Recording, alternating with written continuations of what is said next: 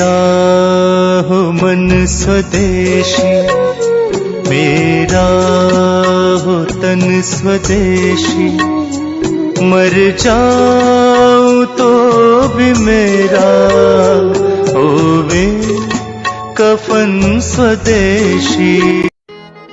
दोस्तों सब्सक्राइब करें और इस बेल आइकन को दबाएं और पाएं वीडियो सबसे पहले। मैं भारत को भारतीयता की मान्यता के आधार पर फिर से खड़ा करना चाहता हूं, उस काम में लगा।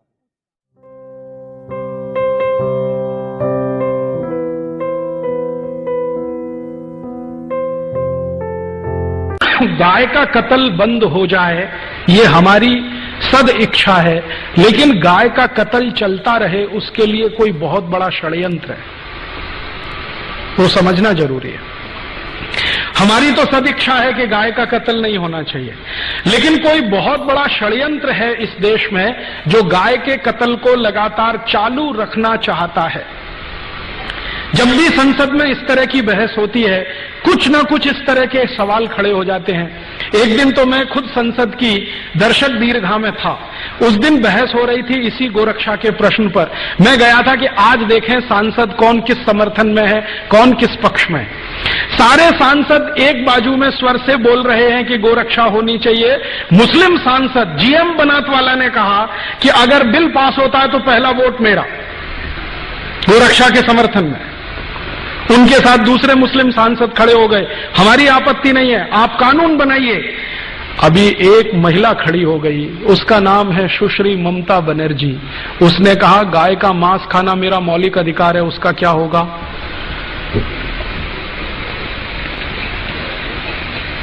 गाय का मांस खाना मेरा मौलिक अधिकार है, उसका क्या होगा?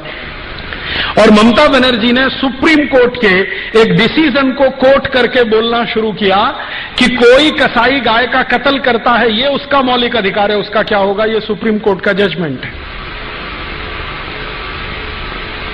तो मामला कहां बिल्कुल होते होते फिर फिसल गया। इसी तरह से एक बार और हुआ, हमारी संसद में सब तय हो गया कि गोरक्षा का बिल पास ही हो जाना चाहिए, सब हो जाना चाहिए। एक महामहिम भारत देश में राष्ट्रपति पद का चुनाव लड़े हुए एक व्यक्ति जीजी स्वेल खड़े हो गए कि मैं गाय का मांस खाता हूं, मेरा क्या होगा? तो मैंने उनको एक खत लिखा था जिसका जवाब उन्होंने नहीं दिया। मैंने कहा आप गाय का मांस खाते रहिए अपने घर में काट के, ये कत्ल खाने तो बंद होने दीजिए।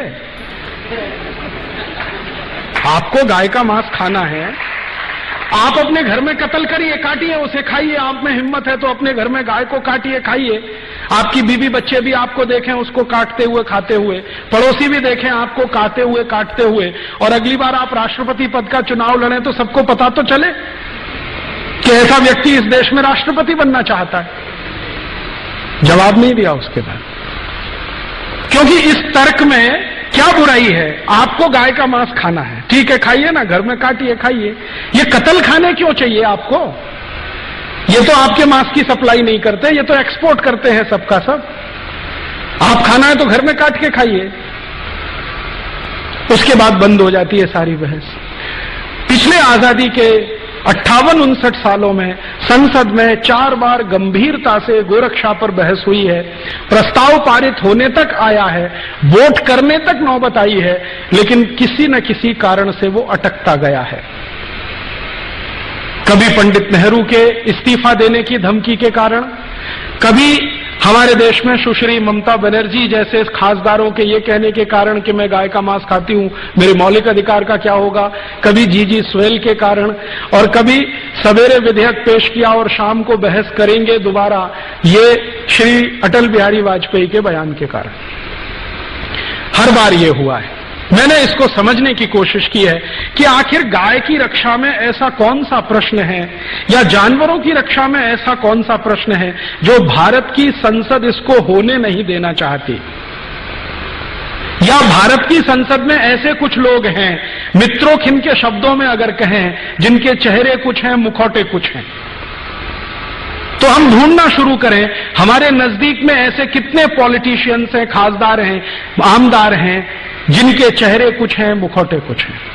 ढूंढे हम, कम से कम अपने बीच में खोजना तो शुरू करें, ताकि ये गंभीर प्रश्न आज नहीं तो कल हल हो सके, क्योंकि हल तो करना ही पड़ेगा इस प्रश्न को, आज नहीं तो कल, कल नहीं तो परसों, परसों नहीं तो नरसों। इस प्रश्न को बहुत दिनों तक टाल के नहीं रखा जा सकता। इसको ऐसे ही हल करना पड़ेगा जैसे कभी हमने कई गंभीर प्रश्न हल किए हैं। भारत पाकिस्तान के बंटवारे का प्रश्न था, बार बार टाल नहीं सकते थे तो हल किया, थोड़ा दर्द हुआ लेकिन हल हुआ। एक लाइन खींची गई कि वो पाकिस्तान है, ये भारत है। चीन के साथ हमारा गंभीर प्रश्न हुआ सीमा विवाद पर, बहुत दिनों तक टाल नहीं सकते थे तो हमने फैसला किया। ये भी प्रश्न बहुत गंभीर है, क्योंकि भारत के करोड़ों लोगों की मान्यताओं से, आस्थाओं से जुड़ा हुआ है और हमारे संपूर्ण भारत के जीवन से जुड़ा हुआ है। एक बार ऐसा प्रयास शास्त्री जी ने भी किया था, लेकिन वहां भी दुर्भाग्य क्या हुआ कि शास्त्री जी ये प्रयास को शुरू करके ताशकंद गए समझौता करने पाकिस्तान से जनवरी 1966 में, और वहां से जीवित वापस नहीं लौटे। कानून बनाने के लिए जो पूर्ण कोशिश की थी वो वहीं की वहीं रुक गई। उसके बाद इस देश में आखिरी कोई प्रधानमंत्री था जिसने गोरक्षा का कानून बनाने का प्रयास किया, वो थे श्री अटल बिहारी वाजपेयी, जिन्होंने सवेरे सवेरे लोकसभा में एक विधेयक लाया और शाम को उसे वापस ले लिया। क्यों?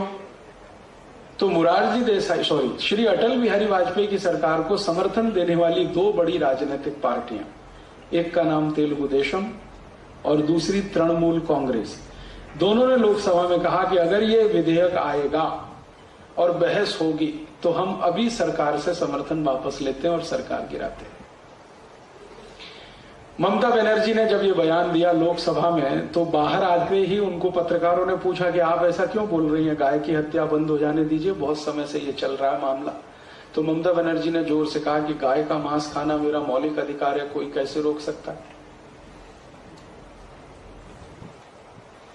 किसी पत्रकार ने याद दिलाया कि आप तो ब्राह्मण हैं, पंडित हैं, बंगाली, और आप ऐसा बोलते हैं। उसने कहा सो व्हाट। और दूसरी तरफ ये जो तृणमूल कांग्रेस जैसी ही एक पार्टी है तेलुगु देशम, उसका जो मुख्य चंद्रबाबू नायडू, उसने हैदराबाद में बयान दिया कि अगर सरकार ने गोहत्या का विधेयक पारित कराया तो कल समर्थन हम वापस लेते। तो श्री अटल बिहारी वाजपेयी अपनी सरकार बचाने के चक्कर में वो बिल जो सवेरे लाया वो शाम को बिना बहस के वापस ले लिया। सरकार बचाना उस समय उनके लिए मुख्य था, गो हत्या रुकवाना मुख्य नहीं बना। मैंने अटल जी को उस समय एक चिट्ठी लिखी थी कि काश आपने सरकार गिर जाने दी होती इस मुद्दे पर, तो गारंटी की बात थी कि अगली बार आप 2/3 मेजोरिटी से इस देश में चुनकर आते।